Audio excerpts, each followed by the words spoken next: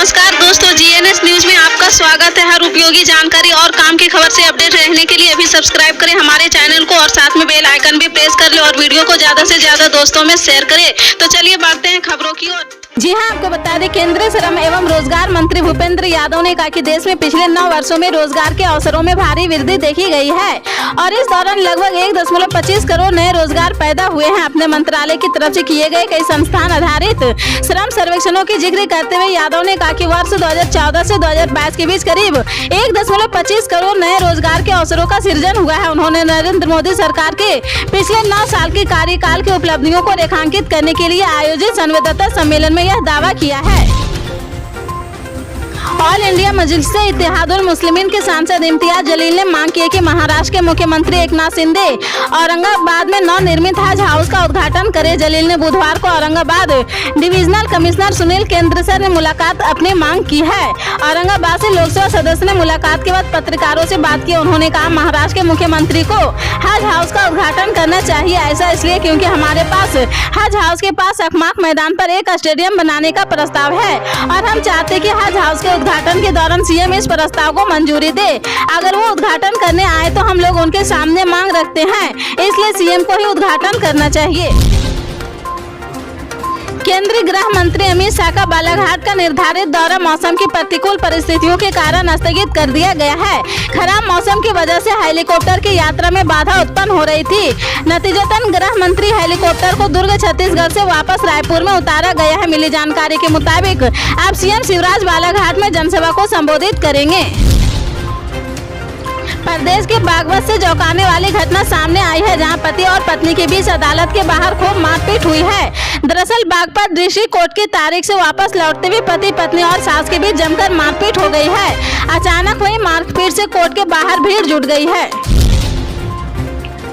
अगर आप भी ट्रेन से सफर करना चाहते हैं तो रेल मंत्री अश्विनी वैष्णव की तरफ से यात्रियों के लिए बड़ा ऐलान किया गया है। आपसे ट्रेन में सफर करने वाले यात्रियों को कई खास सुविधाएं मिलेगी। रेलवे की तरफ से जानकारी देकर बताया गया है कि हर दिन विभाग की तरफ से करीब 1000 ट्रेनों का संचालन किया जाता है, जिसमें सीनियर सिटीजन्स को लेकर महिलाओं और स्टूडेंट समेत सभी को खास सुविधाएं दी जाती है। मध्य प्रदेश में भी सरकारी कर्मचारी पुरानी पेंशन स्कीम की बहाली की मांग कर रहे हैं। उनकी ये मांग राज्य में इस साल के अंत में होने वाले विधानसभा चुनाव के नतीजों पर असर डाल सकती है। इसे भांपते हुए मध्य प्रदेश में शिवराज सिंह चौहान के नेतृत्व वाली बीजेपी सरकार ने सरकारी कर्मचारियों को रिझाने की तैयारी में है। मध्य प्रदेश सरकार 2005 के बाद प्रदेश में सरकारी नौकरियां पाने वाले 4.50 लाख अफसरों और कर्मचारियों को न्यूनतम पेंशन की गारंटी दे सकती है। मध्य प्रदेश में लागू राष्ट्रीय पेंशन प्रणाली को कर्मचारियों के लिए आकर्षक बनाने के लिए प्रदेश के ऊपर मुख्य सचिव वित्त की अध्यक्षता में वरिष्ठ अधिकारियों की एक समिति गठित कर दी गई है। दिल्ली एनसीआर में गुरुवार की सुबह बारिश के साथ हुई, जिसने मौसम काफी सुहाना बना दिया है, लेकिन अभी भी लोगों को मानसून का इंतजार है। विपर्जय के असर की वजह से दिल्ली एनसीआर समेत बाकी कई राज्यों में बारिश हुई है। मानसून ने दक्षिण भारत में दस्तक दे दी है और अब तेलंगाना, आंध्र प्रदेश से होते हुए ओडिशा, पश्चिम बंगाल होते हुए पूर्व भारत तक पहुँच रहा है। इस बीच देश भर में मौसम ठंडा बना हुआ है। मौसम विभाग की माने तो अभी किसी भी राज्य में हीट वेव चलने की कोई आसार नहीं है और अलग अलग राज्यों में बारिश होने की आशंका बनी हुई है। केंद्र की सत्ता से नरेंद्र मोदी और बीजेपी को उखाड़ फेंकने के लिए पटना में 23 जून यानी कल विपक्षी दलों की अहम बैठक है। बैठक में 2024 को लोकसभा चुनाव के लिए रणनीति तैयार की जाएगी। इस बैठक में शामिल होने के लिए नेता 22 जून यानी आज से ही पटना पहुंचने लगे हैं। जानकारी के मुताबिक सबसे पहले गुरुवार सुबह पीडीपी सुप्रीमो और जम्मू कश्मीर के पूर्व सीएम महबूबा मुफ्ती पटना पहुँच गई है। वहीं बंगाल की सीएम ममता बनर्जी शाम करीब 4:30 बजे पहुँचेगी। बनर्जी के साथ टीएमसी सांसद अभिषेक बनर्जी भी होंगे। तय कार्यक्रम के मुताबिक ममता बनर्जी पटना पहुंचने के बाद सीधे आरजेडी सुप्रीमो लालू प्रसाद से मुलाकात करने उनके आवास 10 सर्कुलर रोड जाएगी। वहीं बैठक के बाद ममता शाम 4 बजे कोलकाता लौट जाएगी। भारतीय रेलवे ने जनरल बोगी में सफर करने वाले यात्रियों के लिए खास सर्विस की शुरुआत की है। अगर आप जनरल बोगी में सफर करते हैं तो आपके लिए खास ऐलान किया गया है, खासकर जो लंबी दूरी के लिए सफर करते हैं। इस सुविधा से यात्रियों का सफर आरामदायक हो जाएगा। भारतीय रेलवे की ओर से सभी मेल और एक्सप्रेस ट्रेनों के आगे और पीछे लगे सामान्य कैटेगरी के डिब्बों में यात्रा करने वाले यात्रियों के लिए यात्रा को आरामदायक बनाने के लिए एक मिशन की शुरुआत की है। शुरुआत में सभी जोनल रेलवे के महाप्रबंधकों को सभी स्टॉपेज पर अनजीवर्ड कोचों को पास सत्ता, भोजन, पीने का पानी और बोर्डिंग ट्रॉलियों को उपलब्धता की व्यवस्था करने के निर्देश दिए गए हैं।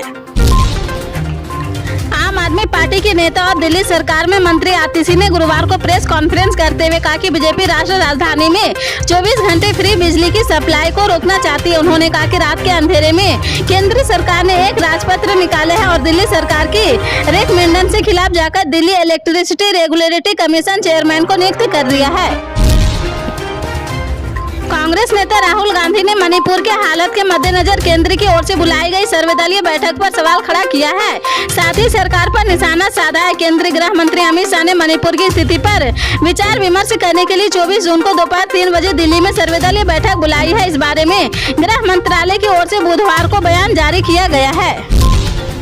बीजेपी सांसद और भारतीय कुश्ती संघ के अध्यक्ष रहे ब्रिजेश भूषण शरण सिंह के खिलाफ पहलवानों का विरोध प्रदर्शन जारी है। कई महिला पहलवानों ने ब्रिजेश भूषण शरण सिंह के खिलाफ यौन उत्पीड़न और कई तरह के आरोप लगाए हैं और दिल्ली पुलिस ने इस मामले को लेकर 1500 पन्नों की चार्जशीट दाखिल की थी, जिस पर अब सुनवाई होने जा रही। राउज एवेन्यू कोर्ट में इस चार्जशीट पर संज्ञान लेने को लेकर 23 जून को दोपहर 2 बजे सुनवाई होगी। राज्य सरकार ने रोडवेज की बसों पर सफर करने पर महिलाओं के लिए रियायत का दायरा बढ़ाया है। राज्य की सीमा में अब राजस्थान राज्य पथ परिवहन निगम की समस्त श्रेणी की बसों में यात्रा करने पर महिलाओं एवं बालिकाओं को 50% की रियायत दी जाएगी। मुख्यमंत्री अशोक गहलोत ने इस संबंध में प्रस्ताव को स्वीकृति दे दी है। हिंदू हो या मुसलमान, हर धार्मिक समुदाय के लोग देश के जटिल तलाक कानूनों से मुक्ति चाहते हैं। सभी धर्मों के लोगों का मानना है कि देश में तलाक लेने की प्रक्रिया बहुत जटिल है। यदि एक पक्ष न चाहे तो दूसरे पक्ष के लिए तलाक लेना लगभग असंभव हो सकता है। ऐसी स्थिति में लोगों को लंबे समय तक के लिए अदालतों के चक्कर काटने पड़ते हैं। कई बार इन परिस्थितियों में ज्यादा खतरनाक परिणाम सामने आते हैं, जहाँ पति या पत्नी अपने जीवन साथी से छुटकारा पाने के लिए गैर कानूनी रास्ते भी अपना लेते हैं। बुधवार और गुरुवार की दरमियानी रात में मुंबई के महत इलाके में कुछ ऐसा हुआ है जिसने महाराष्ट्र की राजनीति में हलचल मचा दी है। इस इलाके में होर्डिंग लगे हुए थे जिसमें महाराष्ट्र के पूर्व मुख्यमंत्री उद्धव ठाकरे और वंचित बहुजन अघाड़ी के प्रमुख प्रकाश अंबेडकर को मुगल बादशाह औरंगजेब से गले लगते हुए दिखाया गया था। राजस्थान की राजधानी जयपुर में स्थित इंटरनेशनल एयरपोर्ट से बड़ी तादाद में लोग विभिन्न जगहों की यात्रा करते हैं।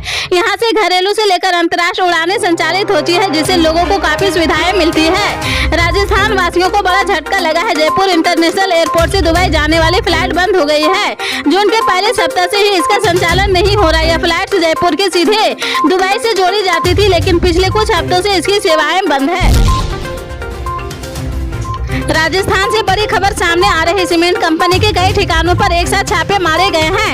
आयकर विभाग की कार्रवाई से खलबली मची हुई है। आयकर विभाग की टीम ने टैक्स चोरी से जुड़े दस्तावेज भी जब्त किए हैं। इसके अलावा सीमेंट कंपनी के अकाउंट बुक्स में भी गड़बड़ियां पाई गई है। इनकम टैक्स के छापे में टैक्स चोरी के साथ ही ओवरलोडिंग का मामला भी सामने आया है। छापामार टीम ने इसके साथ ही कई अन्य दस्तावेज भी बरामद किए हैं, जिससे सीमेंट कंपनी की गतिविधियां संदेह के घेरे में आ गई है। मई के महीने में जब जापान में दुनिया की सबसे शक्तिशाली 2 राष्ट्र आदेश मिले तो अमेरिकी राष्ट्रपति जो बाइडेन ने प्रधानमंत्री मोदी से एक बेहद दिलचस्प बात की है।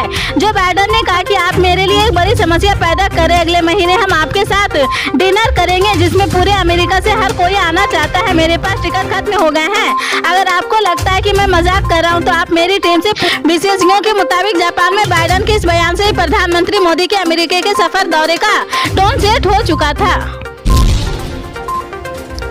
उत्तराखंड में चाराधाम यात्रा को लेकर श्रद्धालुओं में जोश देखने को मिल रहा है। अब तक 30 लाख से ज्यादा तीर्थयात्री चारधाम के दर्शन कर चुके हैं, जबकि 10 लाख से अधिक तीर्थयात्रियों ने केदारनाथ के दर्शन किए हैं। बता दें कि 17 मई को सीएम धामी ने करीब 22.25 करोड़ रुपए की लागत से ऋषिकेश में चाराधाम यात्रियों के लिए पंजीकरण कार्यालय सह ट्रांजिट कैंप का उद्घाटन किया। इस महानिदेशक अशोक कुमार ने कहा कि भक्तों को सुरक्षित और सुचारू दर्शन प्रदान करने के प्रयास किए जा रहे हैं। उत्तराखंड पुलिस कर्मी भक्तों के लिए सुचारू दर्शन और सुरक्षित चाराधाम यात्रा के लिए समर्पित है। यूरोपीय संघ के देशों ने यूक्रेन के खिलाफ युद्ध के लिए रूस पर पाबंदी के नए पैकेज पर बुधवार को सहमति जताई है। इस समय यूएई की अध्यक्षता संभाले सिटीजन ने कहा कि उक्त पैकेज में प्रतिबंधों के तरीकों से बचने के उपाय शामिल है। उपायों का ब्यौरा इस सप्ताह बाद में जारी किया जाएगा, जब प्रतिबंधों से लिखित प्रक्रिया के माध्यम से आधिकारिक रूप से अपनाया जाएगा। यूएई ने पहले रूस पर 10 दौरे के प्रतिबंध लगाए थे। 24 फरवरी 2022 को रूसी राष्ट्रपति व्लादिमीर पुतिन द्वारा रूस के बलों को यूक्रेन पर हमले का आदेश दिए जाने के बाद ये प्रतिबंध लगाए गए हैं। इससे बैंक कंपनियां और बाजार प्रभावित हुए हैं और संवेदनशील ऊर्जा क्षेत्रों के कुछ हिस्सों पर भी असर पड़ा है। पल पल के अपडेट जानने के लिए जुड़े रहें आप अपने GNS न्यूज चैनल से। मिलते हैं अगली बड़ी खबर के साथ, तब तक के लिए जय हिंद।